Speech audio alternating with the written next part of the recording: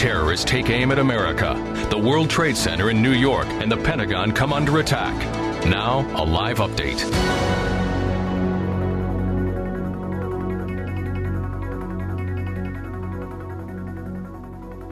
Following is a column written by Leonard Pitts, who writes a bi-weekly column for the Miami Herald. This was published on Wednesday, September 12, 2001, the day after the attack on America.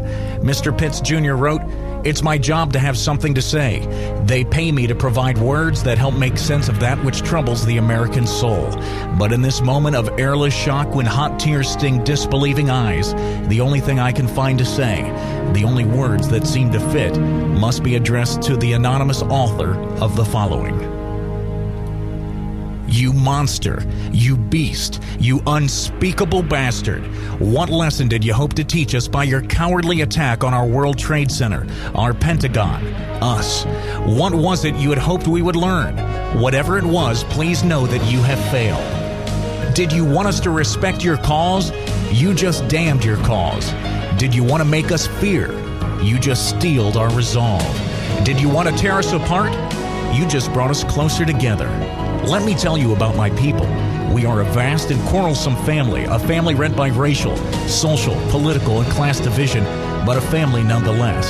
We're frivolous, yes, capable of expending tremendous emotional energy on pop cultural minutia, a singer's revealing dress, a ball team's misfortune, a cartoon mouse. We're wealthy too, spoiled by the ready availability of trinkets and material goods, and maybe because of that, we walk through life with a certain sense of blithe entitlement. We are fundamentally decent, though, peace-loving and compassionate. We struggle to know the right thing to do and to do it. And we are, the overwhelming majority of us, people of faith, believers in a just and loving God. Some people, you perhaps, think that any or all of this makes us weak. You are greatly mistaken. We are not weak. Indeed, we are strong in ways that cannot be measured by arsenals. In pain? Yes, we are in pain right now. We're in mourning. We're in shock. We're still grappling with the unreality of the awful thing you did. Still working to make ourselves understand that this is not a special effect from some Hollywood blockbuster. It isn't the plot development from a Tom Clancy novel. Both in terms of the awful scope of their ambition and the probable final death toll, your attacks are likely to go down as the worst acts of terrorism in the history of the United States and probably the history of the world. You've bloodied us as we've never been bloodied before, but there's a gulf of difference between making us bloody and making us fall. This is the lesson Japan was taught to its bitter sorrow the last time anyone hit us this hard, the last time anyone brought us such abrupt and monumental pain. When roused, we are righteous in our outrage, terrible in our force. When provoked to this level of barbarianism, we will bear any suffering, pay any cost, go to any length in the pursuit of justice. I tell you this without fear of contradiction. I know my people as you, I think, do not. What I know reassures me. It also causes me to tremble with dread of the future. In the days to come, there will be recrimination and accusation, fingers pointing to determine whose failure allowed this thing to happen and what can be done to prevent it from happening again.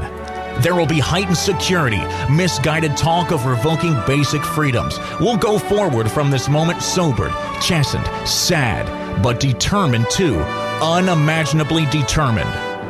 The steel in us. You see, the steel in us is not always readily apparent. That aspect of our character is seldom understood by people who don't know us well. On this day, the family's bickering is put on hold. As Americans, we will weep. As Americans, we will mourn. And as Americans, we will rise in defense of all that we cherish. So I ask again, what was it you hoped to teach us? It occurs to me that maybe you just wanted us to know the depths of your hatred. Is that the case? Consider the message then received, and take this message in exchange. You don't know my people. You don't know what we're capable of. You don't know what you've just started.